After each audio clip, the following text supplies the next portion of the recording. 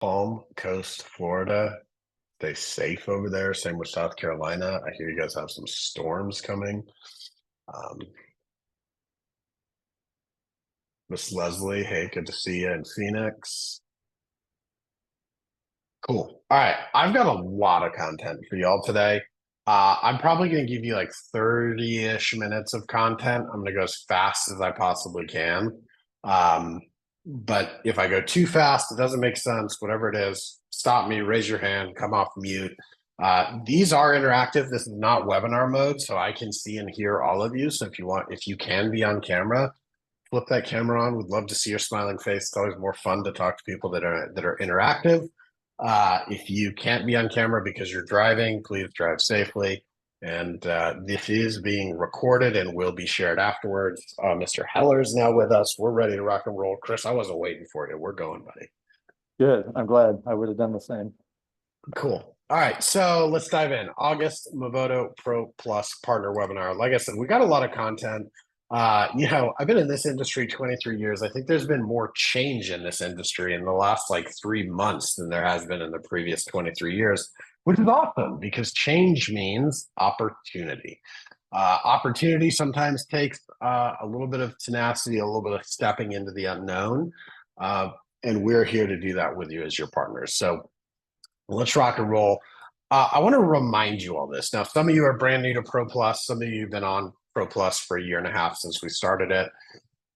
The majority of customers that we introduce you to, they click on one of two things. They're either hitting message agent, request info, or some are scheduling a tour.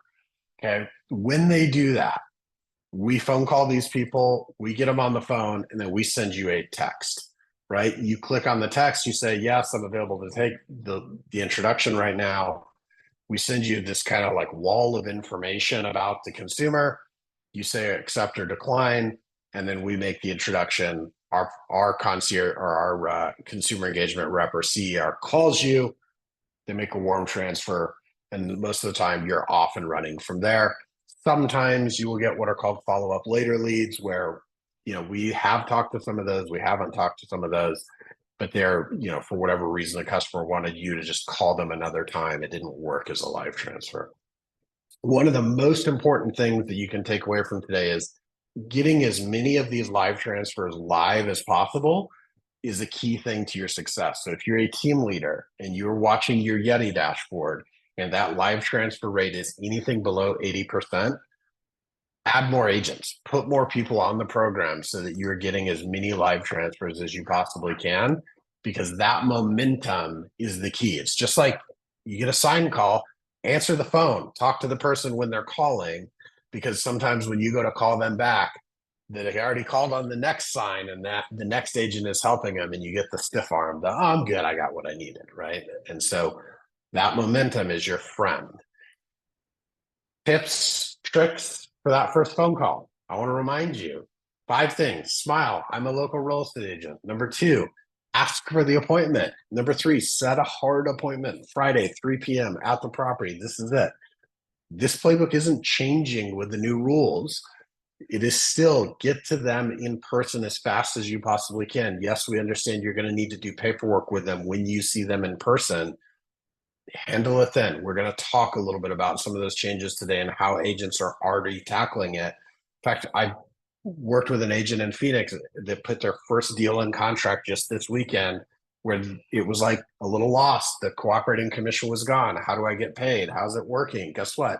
It worked just fine. They did the paperwork. They went to the training. They knew what to do. And we're going to talk more about that today. Okay. Number 4, make sure that you get information on what they liked about that property so that you can be prepared to talk to them about other properties in the event the one they want to see is not available. And number 5, always close with, and here's what's going to happen next. Now, what I want to do for you, and I'm actually going to play a call for you. We think that these calls go a certain way. They don't always go a certain way. This is an 8-minute long call that has been cut down to 4 minutes. It is from one of our panelists today. It's a good call. It is, I told you, we've listened to hundreds of these. This is one of the better ones. And so let me play it and then we'll talk about it a little bit. Hang on, I need to stop sharing and then I need to share again and share my sound so that you can hear this. Share. All right, let's see this. Can you all hear this? Hi, Rachel. My name is Simon Saman. I'm a realtor with the Simon Saman Group. You're inquiring about a property on Mavoto. How are you doing today? I'm good. So yeah, wonderful. so the information that I wanted to know about the property that I was looking at, I seen that it was on sale and I wanted to know information about the property overall. Sure. Yeah, we can definitely assist you with that. Are you in town to take a look at it? Yeah, 'cause I'm gonna go see it right now. With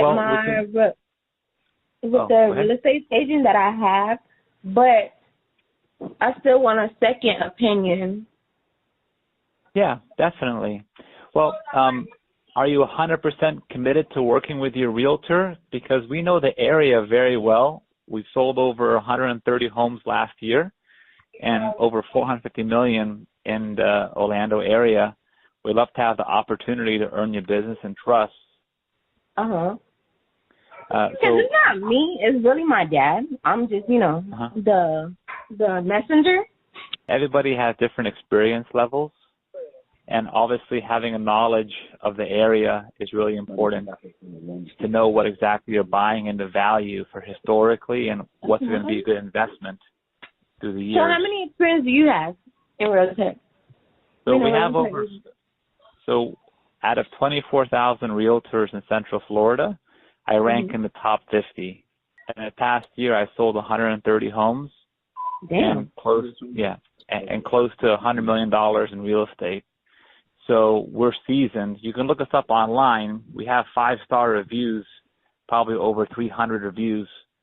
So we're definitely experienced and seasoned. It's like getting on an airplane, right? When you fly on an airplane, you want to make sure you have the best pilot flying that airplane.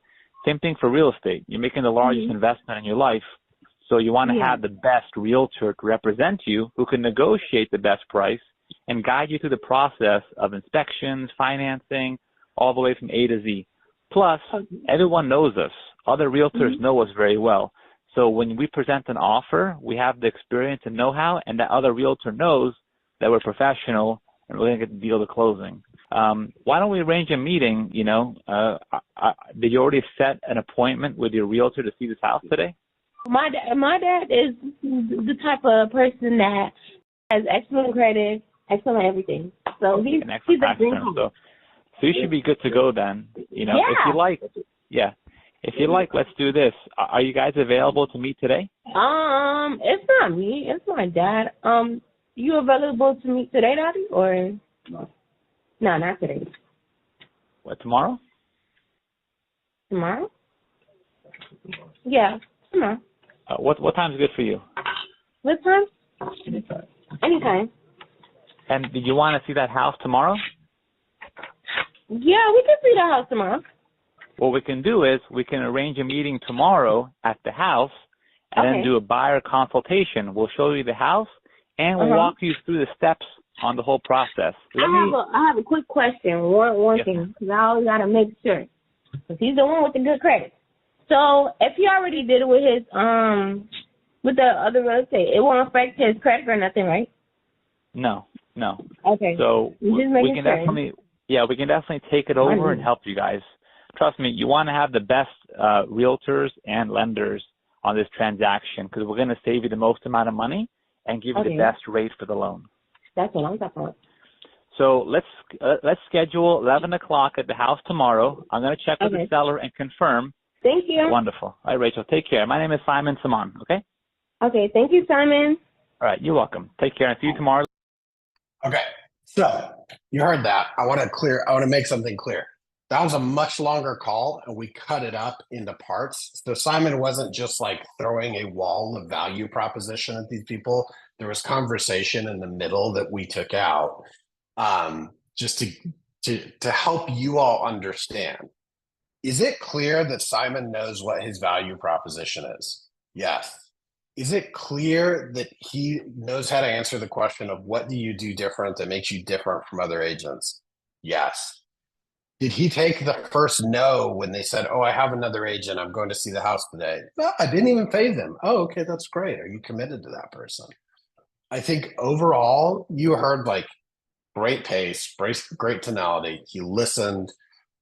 He asked good questions, and he knew his value proposition. And the thing that I like is even in the new world, the way he set the appointment, where he said, "Look, we're going to meet at the house. We're going to take a look at the house, and then we're going to do a buyer's consultation, and we're going to go over how the process works, and everything." That was just like a perfect setup, even in the new world, so that when he gets there and he says, "Hey, before we go in the house, we got to take care of some clerical things. There's new rules where I have to disclose to you what my commission is and how agency works." I think he did a really nice job setting that up. And by the way, Simon's going to be one of your panelists today. So I'm going to stop bragging on him and I'm going to keep going through this. But how many of you, like, give me a thumbs up or like a heart emoji or something if you thought that was pretty darn good and you would be excited if Simon was on your team taking the leads for your Pro Plus team? Can I get some thumbs ups for that? Okay, I see a bunch of thumbs ups for that. Yeah, that's right. You did a good job, man. I know it's painful to listen to your own calls, so I apologize for doing that to you on the call. I hate listening to myself. All right, so a couple things. These are like the do's and don'ts of this initial call. Do have your value proposition ready so that when somebody says, "What do you do that makes you different?" or "How does this work?" you're prepared. Number two, read the contract. You would be shocked how many agents are like, "Well, nobody's going to sign this agreement with me before they even tour a house." It's like, well, it's a non-binding, non-exclusive agreement in your state, right? They're like, "It is? Have you read it?" Read the contract, get with your broker, make sure you understand the new forms that you're going to need to use. Number three, like, have answers prepared. We do it for less. What if we're not happy? What if we find a property on our own? What do you do that makes you different from other agents? I'm sure there's 10 more questions here that you should be prepared to answer. Move to the don'ts. Don't sit back and wait for them to ask these things, right? What you heard Simon do is right out of the gate, like, "Hey, this is what makes us different. We've sold this many homes. We do whatever." When you meet them at that first listing, walk up, "Hey, my name's Jeremiah Taylor. Thanks so much. I'm excited to meet with you. By the way, I went ahead and I printed out all the information on this house. Here's the MLS profile sheet. By the way, I went ahead and I ran some comparable sales on this house. Here's all the comps that'll help you understand what this is worth. By the way, here's a list of all the inspections that you're going to want to get on this house." Now, those are just a few of the things that I put together before we even start working together, right? Like, show some value in the first 10 seconds of meeting them. Don't expect them to sign something without answering questions. This isn't if you get to a place where it is, "Well, if you want to see the house, you got to sign this," you lost. That is not the right way to do this. We have to help them understand this. We have to help them understand the value proposition. Make sure you don't lose opportunities because there's industry changes. The reality is, as we are listening to these calls, it doesn't go well if you try to explain this to them over the phone. The last thing you want to get into is like, I remember 15 years ago when I started calling for sale by owners, the number one rule of listing for sale by owners is don't take the listing over the phone, right? When somebody says, "Well, what do you do to help me sell my house?" "Wow, that's a great question. I'll make sure that's the first thing that we talk about when I get to your house." "Okay, well, what do you charge?" "I have another agent that'll charge X." "You know what? That's a great question. I'll make sure that's the second thing that we talk about when I get to your house on Tuesday." Have the conversation in person. If you get into your commissions over the phone, if you get into what you charge, what you do, all that, it is very likely that all you're doing is giving them an opportunity to invalidate you based on your response. If somebody asks me, like, "Hey, what is your commission?" and they go full court press, I'm gonna say, "It depends on what you want me to do. Let's get together. Let's talk about what you need. I'll show you my range of services, and then we can agree on what I get paid." That's how it works. That's the reality, right? Don't discuss the changes of the rules on the initial call. The goal is set a face-to-face appointment. Now, if they ask about it, answer their question. You're not trying to dodge questions, but don't make your life harder. Do what Simon did. "Hey, this is great. Let's meet in person. We'll do a buyer's consultation." Really simple, really straightforward. Okay. And don't assume that they're aware of what's going on. Really, really simple. I saw a question in the chat about like, hey, what if they have an agreement with the other agent? He asked, he said, are you 100% committed to your agent? They said, no, we're open. We want a second opinion. I think Simon did exactly the right thing. Could he have asked, do you have a signed agreement? Sure, but I think he asked the question. If they had a signed agreement, they would have told him at that point. This is still sales. We still got to fight for every opportunity. So, be aggressive, be assertive. A lot of times when people say, well, I have an agent, that's actually their way of telling you they don't like what you are selling them. It's the same as when you go to a clothing store and you're browsing through clothes and they say, do you need help? And you automatically go, no. I have an agent is this the same version. It's also, Jeremiah, it also could mean everything from I know an agent, I met an agent once, an agent sends me stuff, but I've never met him, to they have a contract signed and everything in between. Yeah, that's right. That's absolutely right. All right, and to keep us rocking and rolling. So we have taken some steps to help you guys.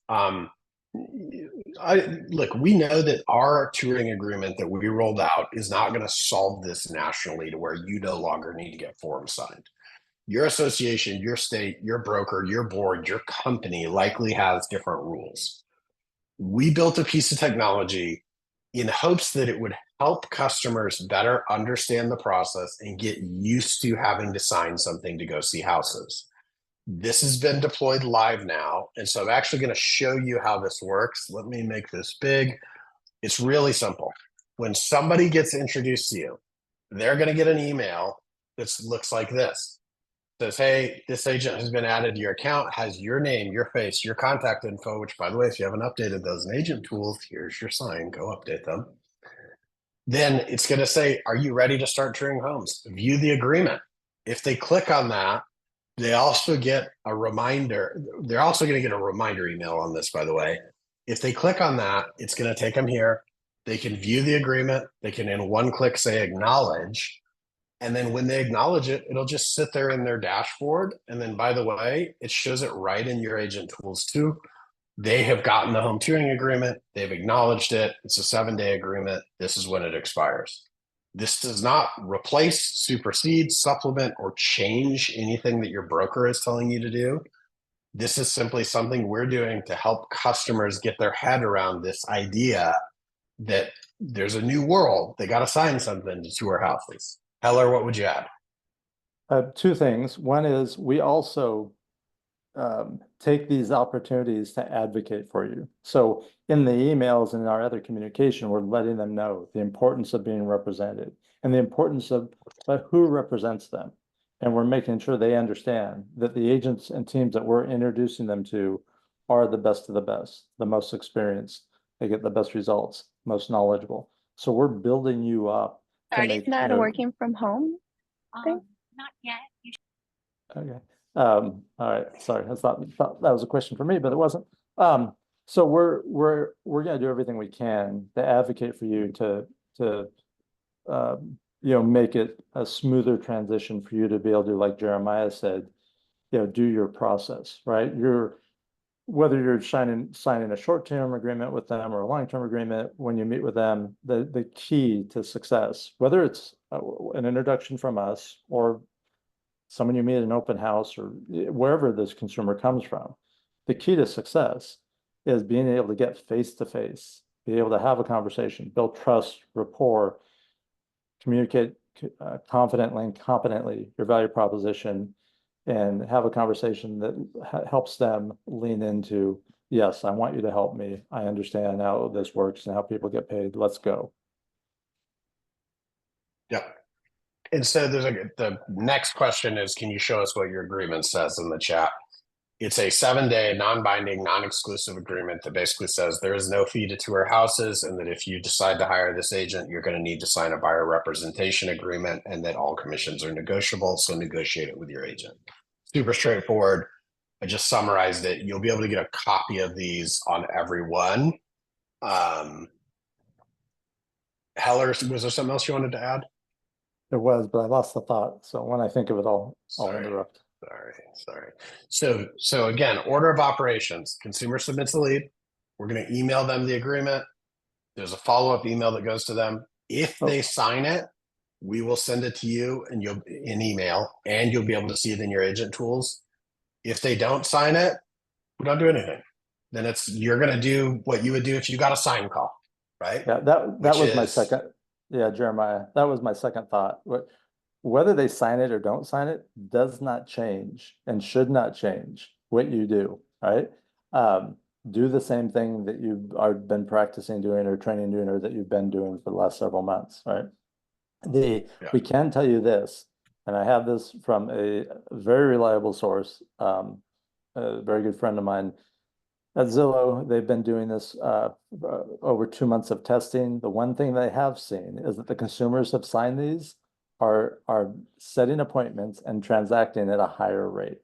So it's a good indication of intent. Now, if they don't sign it, don't think that means that they don't have high intent. Here's what we know. About 2/3 of the consumers we email never open the email. Of the ones that open the email, some of them don't read the email. The ones that don't read the email, they're not going to see the agreement. So if they don't sign it, it doesn't mean that they're not interested or they aren't a good prospect or that you shouldn't follow your normal process. Yeah, by the way, 2/3 of agents don't open our emails either. Like, we will email y'all leads and you don't open them. So it's not like a problem with the consumers. It's just the reality of like emails go to spam and people don't always read them all. So are they e-signing or just acknowledging it's from like a tactical perspective, they're consenting. They're clicking a button that says I consent. And we're capturing that in the same way you would any other electronic consent. Any other questions on this? It's going to evolve. Every states are going to have different rules. We're already seeing different states have a lot of different rules, and we will continue to evolve with it. Just one more thing we're doing to try and help you guys out, help drive more value for you all, help reinforce the value of working with a great agent. I do want to draw your attention to this. This is a new thing we put in the agent dashboard. So we've shown you before, like, hey, this person requested a tour. Now we're giving you the day and the time. I want to be clear. The expectation is not that you go show up at this house on Sunday, May 5th at 2 p.m. This is just like if you went on your car dealership's website and it gives you a thing that's like, when would you like to drop your car off for service? And you put like Friday at 8 a.m. That doesn't mean you're going to show up at Friday at 8 a.m., right? It means that when they call you back, the expectation is going to be, hey, I see that you asked to bring your car Friday at 8 a.m. We either do or don't have that appointment available. Would this other time work for you? That's the exact same thing. They're not scheduling a tour. They are requesting a time. And so don't accept or decline leads based on your ability to do this. And remember also on that initial call, that's not the best time to go figure out in Showing Suite or Broker Bay or whatever. Like, can you actually show it then? It's, hey, that's great. I see you have a tour request Sunday, May 5th at 2 p.m. That's great. I'm going to call and talk to the seller and see if that time works for them. Now, by the way, tell me a little bit about what drew your attention to that property. If there were one or two others like it that we could go tour around that same time, what would you want me to go look for to set up those tours, right? That's the opportunity with this. So we had a few agents like got like literally like emailed support super sideways of like, how dare you tell me when I need to show up at a house? And I'm like, well, time out. This isn't telling you when you need to show up at a house. It's a request. So hopefully that flattens that out for everybody. Another one, this is a cool one for teams. In the past, when an agent had a lead in their, in their agent tools, and they made a bunch of notes, and then it got transferred, all those notes went away. Starting, I think, a week ago, those notes will now persist. So if you have like an ISA working your leads and then they're transferring to an agent, use those notes in agent tools because they will stay in agent tools now, and they will follow the lead from one agent to the next so long as that lead stays within your team. So that's a nice enhancement that we know you guys have been asking for. That's now live. Couple things here. We continue to monitor this. in the past, we told you that people who toured homes with you within the first 14 days transacted at a 300% higher rate. The reality is it's more like 500% higher. The green bar on the left is agents where the consumer and the agent met in person and the agent updated their agent tools and told us they showed homes in the first 14 days. Those have an all-time close rate of almost 8%. The ones that don't show in the first 14 days, the close rate on those is like 1.5%. There's a huge benefit in meeting people in person and getting them out on that first tour within the first week after you get that initial introduction, 2 weeks at most. So remember the playbook, stay with them. This is also true on the seller side. I'll give you guys like a little pre-read. We are launching a pilot with a company that a lot of you probably use called Fellow to nurture and incubate seller leads. And we're going to start sending you more seller leads. The key to those is going to be like, get in front of those people ASAP, get face-to-face, meet them in the house, because that in-person connection is the thing that is going to drive all the value and all the connection. Jeremiah, I want to add something to that. Go ahead. We listen, as Jeremiah said, I think he said, if not, we've shared this with you all. We listen to every call. We record every introductory call. On the calls where the agents set an appointment on that initial conversation, and don't do a lot of qualifying or don't ask a bunch of questions, but simply say, hey, I understand, Jeremiah, you want to see this home. You know, is Thursday or Friday better for you? You know, set the appointment, follow the playbook that we've given you. Those are the ones that are converting at the highest rate. Those are the ones that were in that tall green bar. And then I got asked this question a couple times yesterday. I just want to just one more time reiterate what Jeremiah said. In terms of when you get a lead and the introduction says that they want to see it at a certain day and time, that's no difference than me calling to set an appointment to get a haircut or to go to the dentist and knowing what day and time I'd like to do that. I can tell you the amount of times that I get the appointment I want on the day and time I want is almost zero, almost never happens.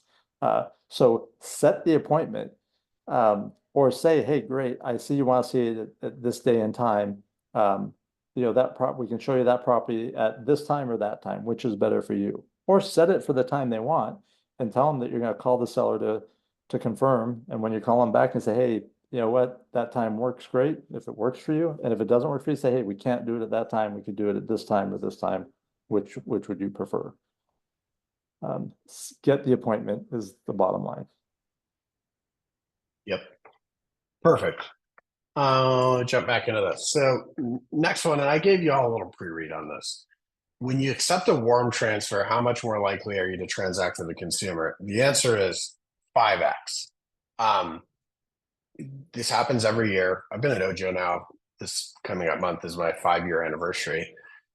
And we see the same thing, like right before the kids go back to school, like end of July into August, where agents are like, the answer rate goes down, the lead accept rate goes down, and people start to like have vacation brain a little bit.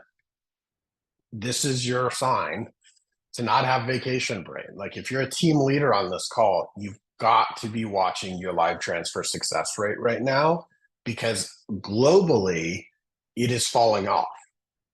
For our top teams, it is staying flat.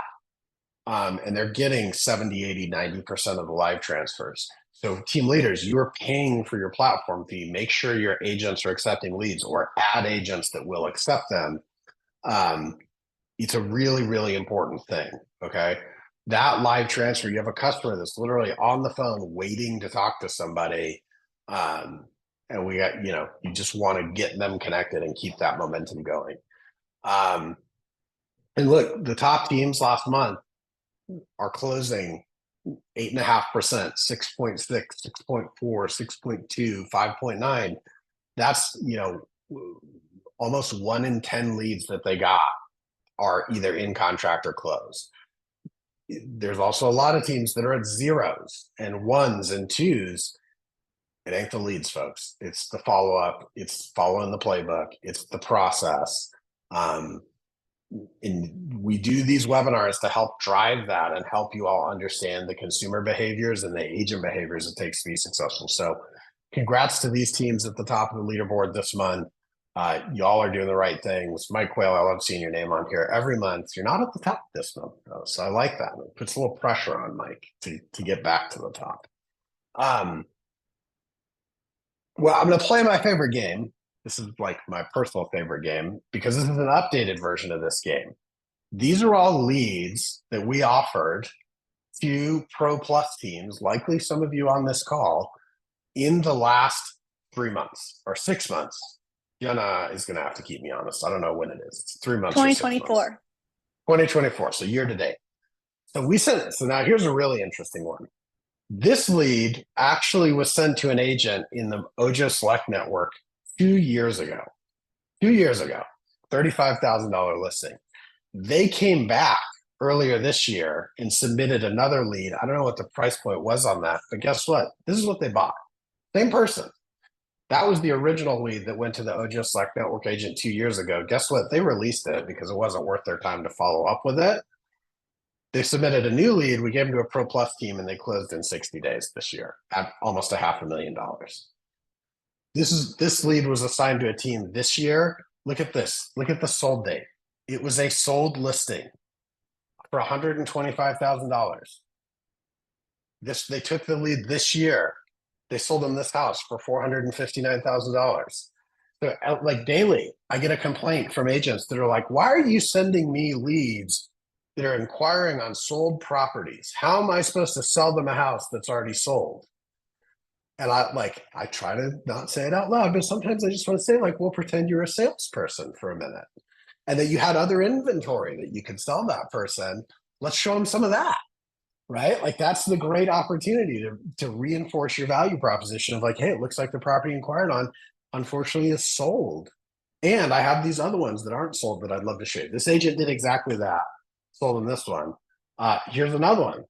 $368,000. This person bought a $630,000 house. So, gang, the point here, we're going to send you this deck. So if you're a team leader on this call, share this with the agents on your team because I know it. Like, I get these transfers. I'm taking them and working with them, and I see, and I'm like, man, $140,000 single wide. It's like conditioning. You have to break that conditioning because these are things that people are clicking on the internet that got them interested enough to click a button, and a lot of times has nothing to do with like their actual budget and what they want. So treat them like humans, do your best to help them, deliver great service, and you'll have tons of success. Chris, I'm gonna hand it over to you. I'm moving into our panel now. So you all already heard Simon. You heard Simon in action on a recorded call. That was a real call. And then Jenna, if you can spotlight Anthony too. Heller, I'll turn it over to you to introduce our panelists today.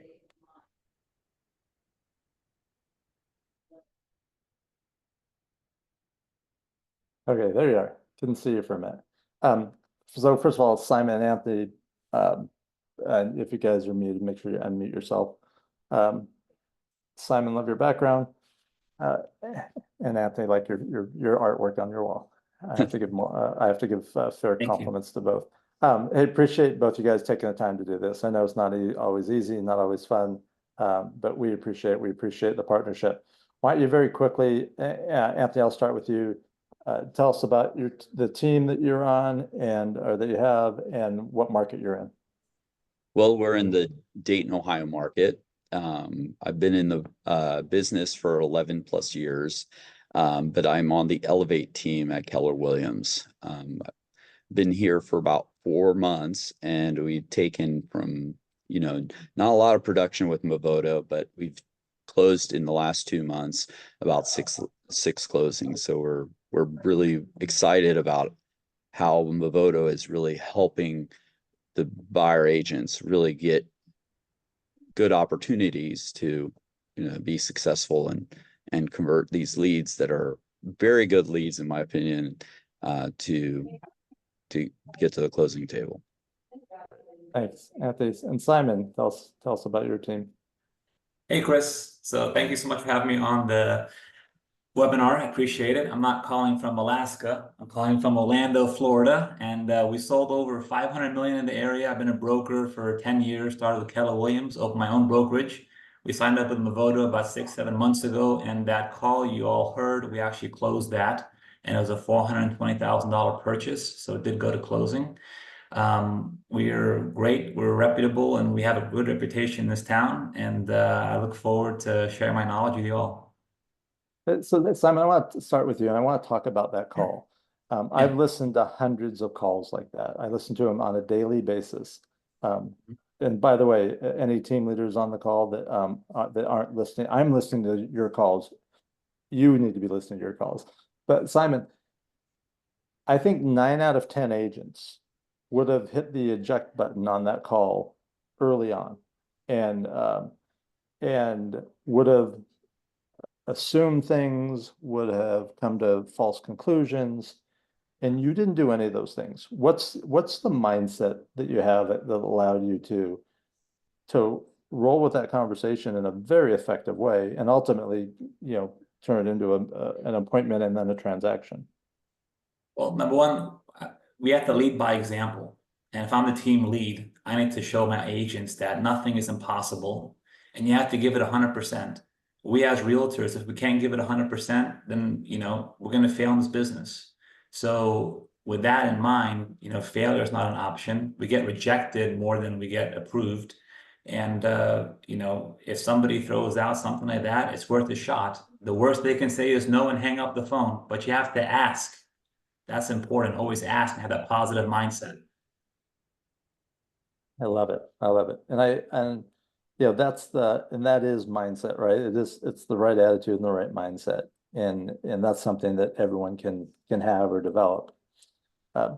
Anthony, I got to spend time with your team this morning, and we did a President's Forum. President's Forum, for those of you who don't know, it's basically a virtual roadshow where Jeremiah and myself meets with the teams, and we've met with over 100 of our teams. And sorry, my phone is ringing. All right, we met with over 100 teams.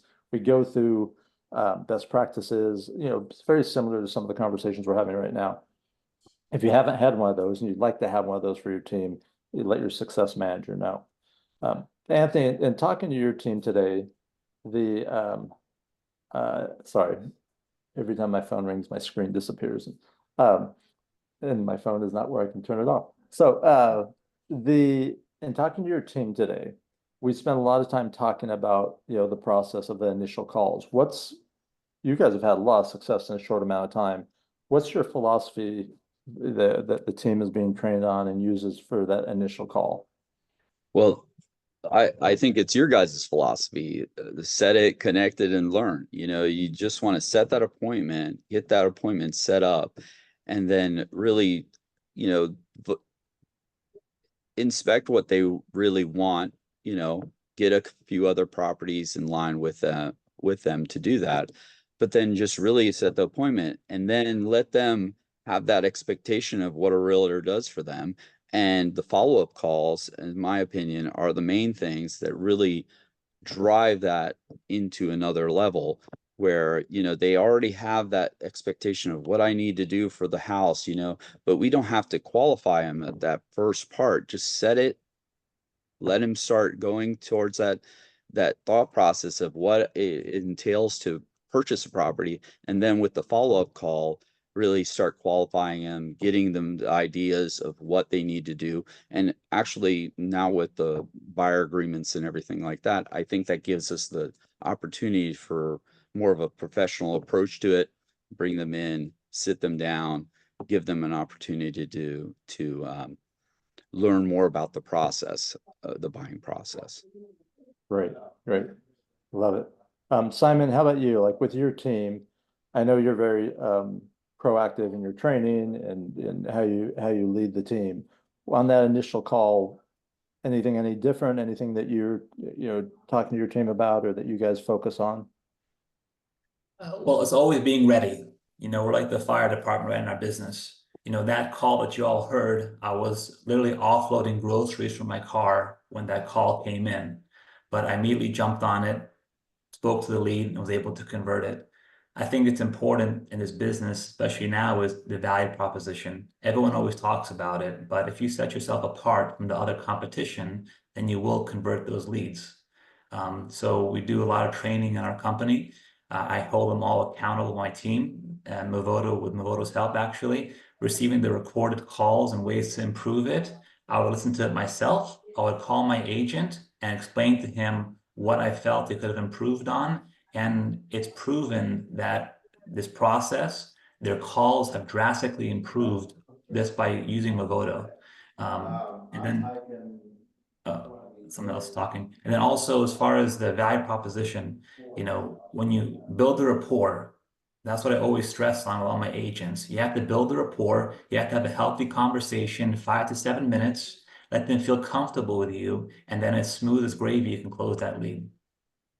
Yeah, I love it. And when you know, I know when you talked to Jenna in preparation for this, you talked about the analogy of the fire department. So, and you mentioned it right here. You're like the fire department. I think what you mean by that is that, hey, when someone calls the fire department, someone always answers, right? Like you dial 911, someone's going to answer, and that's a great mindset to have for the team.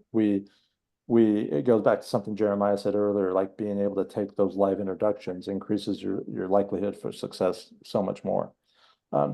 Even Let's like the talk low about- price leads, but what you mentioned about the low price leads, I'm the team leader. I also sell a lot of real estate myself personally, and I handle things that are usually over $1 million. You know, my average price point is a lot higher than that, but I don't care if the lead comes in even at $50,000. I will still get that call, and I'll convert it, and I will pass it to one of my agents. Just because you're a team lead, you know, just set the expectations, don't have that wall, and just convert that lead. Yeah, that's great, and that goes back to leading by example, like you said. Let's talk about, you know, after someone's met with someone, you know, they weren't quite ready, they weren't maybe now business, but they're going to be future business. Talk about your guys' follow-up process. Anthony, I'll start with you. Like, what's the key to your success with follow-up? Well, follow-up, it starts with the meet, you know, sitting down with them and going through the properties that they wanted to see or what weren't able to see. Some of them obviously come pending. Everybody always like, why do we have to do those? It's important to just set the appointment, follow up, schedule that next showing with whatever available properties that they like, that they've learned to or shown you. And then, you know, you walk the properties, show them other properties, get them into that. For instance, I'm thinking of one of my clients right now. Just recently, they went from $200,000 to $315,000 very quickly. Every opportunity, if you miss it, it can be a $50,000 property or a $100,000 property. It doesn't matter. It just needs to have that opportunity to see what they're really looking for, and giving them the opportunity face-to-face connection at first is the most important part. And then obviously the follow-up, you're really looking at what their most interests are, and then you just go with that, you know. Yeah. So what I hear you saying is, on the follow-up, making sure it's relevant and valuable. Yeah. And aligned with what they're trying to accomplish or what they're looking at. Yeah. Simon, how about you? What's like the general philosophy for follow-up, or what is the process for follow-up? Is that being done by the agents, by ISAs, and how thorough is it? There's so many layers to this question. Maybe we can talk on it for like hours, but if I had to summarize it, we don't have an ISAs in our company. All of our agents are held accountable. And as far as, you know, having that follow up with the customers, you have to give them something. So we give them obviously a buyer consultation guide. It's a professional magazine that's printed out with 20 pages. It has our lender, inspectors, all the good stuff. We give them a nice folder, company folder with our business card. Every listing that we give on that first meeting, we have all the stats all highlighted. We have an idea of what the seller paid for it, what are the market comps in the neighborhood. So we give them all this information, and you know, they'll take it with them and they'll put it on their desk or on their coffee table or whatever.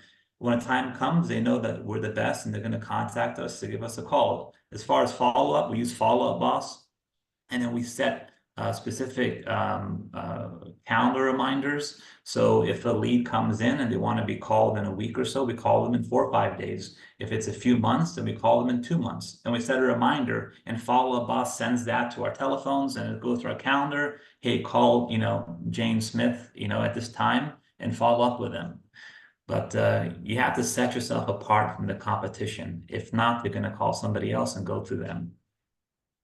Yeah, no, let's talk about, because that's going to be even more relevant in a couple of weeks, right? We have, in the past, oftentimes buyers did business with any agent they met, right? The neighbor, the person they met at an open house, the parent of one of the kids on the soccer team. They're going to quickly realize that who they hire and who represents them is really important, right? Because when they're signing an agreement and potentially paying a commission, that's going to change how they look at it. What do you guys, how are you preparing your team, or how have you already prepared your team to take advantage of the changes that are coming? I'll let whoever wants to take that first. Anthony?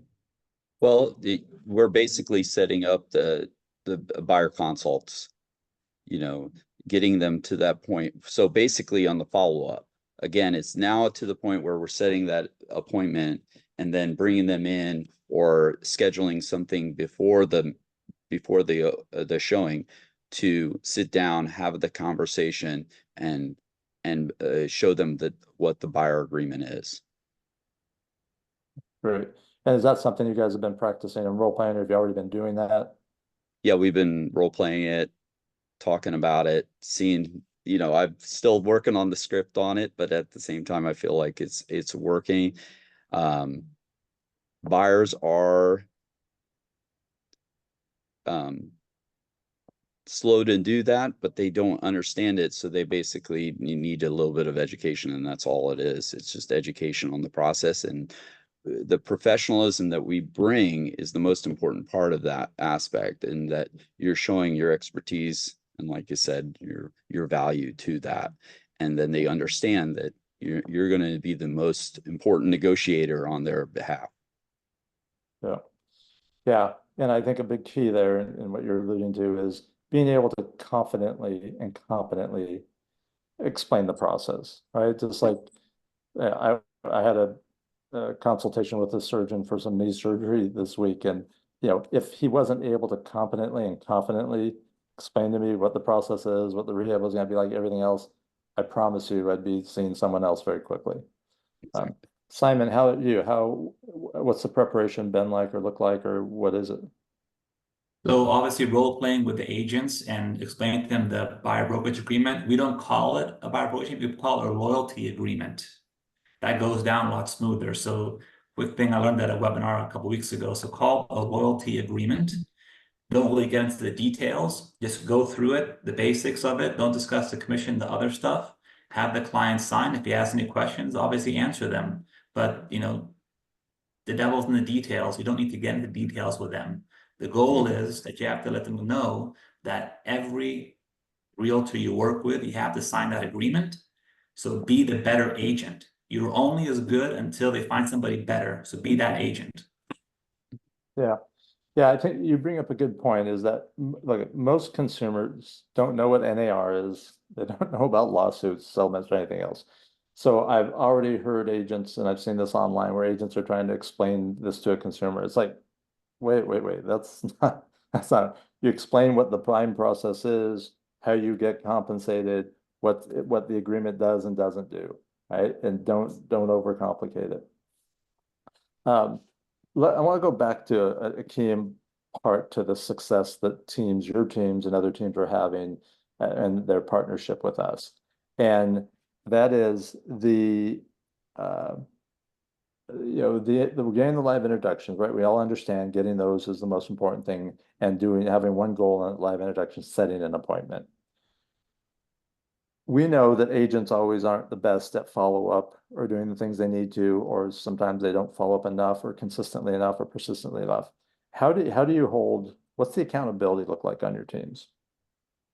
Anthony, I'll start with you. Well, I've been really being the main focus on the follow-up. So I've been following up with them, either on Mondays or Fridays, certain days, making sure that happens. And then now we're progressing into basically having all the agents go live. I've been doing most of it, but yeah, it's key to have a schedule, stick to the schedule, and follow up and make sure that you're in contact with them. At least, you have those touches every week, at least once. And then once you do that, you're basically connected with them for quite a while. I would say every touch equals a month.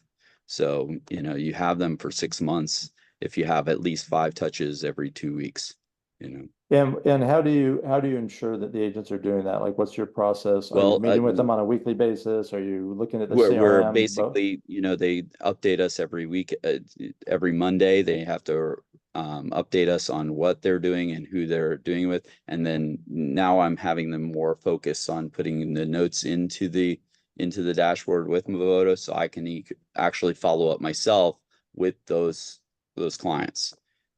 So, Got it. yeah. All right, Simon, how about you? What's your accountability look like with your team? So obviously we do weekly checks with them. Well, we actually talk on a daily basis with a lot of my realtors. There's only 10 of us on the team. And, I monitor what they have under contract. And if an agent is slacking or not obviously closing deals, then obviously it's a conversation to have face to face and see how we can improve on that. And to go back to that question on the group chat, I said, did Simon say that it does or does not tell him about the commission amount? You can discuss obviously the commission amount, but don't discuss the details, obviously, unless they ask, what Chris said, only the pertinent information. We have about 5 minutes left. I want to be respectful of everyone's time. And there's been some questions. We've answered those as they've come up, but any questions that anyone has for Simon or Anthony on their team, their processes, what they're doing to be successful, feel free to put those in chat or in the Q&A. One of the things that we know that with the changes comes opportunity, right? There's an opportunity to meet more buyers and get them under contract, right? And we know that just like a listing appointment, every listing appointment we would ever go on, we would explain the process. We explain what we do and the value we bring and why they should hire us. And we'd explain what the compensation is. We know that's the same process now with buyers. But I think a lot of teams are looking at these changes as an opportunity, just like they would to get a lot of listings signed, to get a lot of buyer agreements signed. Is that something that is that the mindset that your team has? And if so, beyond the introductions we're making, what are you guys doing to meet as many buyers and get as many agreements signed as possible, as quickly as possible? Well, in my opinion, in my experience, a lot of buyers don't know this process, right? So they think that, I've had several buyers in the past. So say, how much do I owe you right when we start showing the property? So they already don't know what they don't know. So the whole process of meeting them, sitting down with them, and giving them guidance on the whole process is key, in my opinion, with this whole new buyer agreement. So I think sitting them down, really giving them an outline shows us how professional we are in this business, and that value actually shines over all of it. So just getting them into the table and showing them that there is a process. And I love the fact that you guys are doing that with the first touring agreement, because that gives them that opportunity to understand that there's just not, it's not looking at a house and willy-nilly. If you're interested in buying this house, there is a process. So you're actually doing that first step for us, which I love, but then you're actually exemplifying that with the meeting that you have prior to showing. Yeah. Got it. Simon? So we've never done these agreements before. This is the first time that we're implementing it actually this week. We always did a handshake deal. Our clients love us, so they know they're going to work with us to stay committed. We don't convert all of them, but we do a lot of business. I think that this whole lawsuit thing, it gave us a competitive advantage because the ones that can sell and are top producers and give that value, we will basically win every time compared to the other agents who don't know how to sell this to their customer. So I think this is a good thing in our industry, and I look forward to having all of our future buyers sign this agreement. And I'll say this, as far as online leads, they do work. We've been doing them for 10 plus years. And just because somebody has an agent or even working with an agent, sell your value proposition. I did a closing 2 months ago with an online lead. It was an $8.5 million purchase that they had appointments set up with other realtors. And the fact that I was able to show them my value proposition, that I can find them an off-market deal, they chose to work with me instead. And they called the other agents and canceled all their showings. And I showed them, and I ended up closing that buyer. So, just give it 100% every day and be the better agent. First of all, Simon, thank you very much. Anthony, thank you. We appreciate everyone who joins us on these calls. We do these for you. We do these to provide value, to ensure that you get value. Make sure you give us feedback. Make sure you ask questions. You can ask us questions at any time. As you know, Jeremiah and myself, your success managers, are very available and very receptive. And Stefan, yes, love your comment in the Q&A. So anyways, thank you everyone for being here. We're at time. We hope you have a very productive day. We hope you're doing everything you can to take advantage of the opportunity that we all are going to have here very soon. Thank you, everybody. Thank you, guys.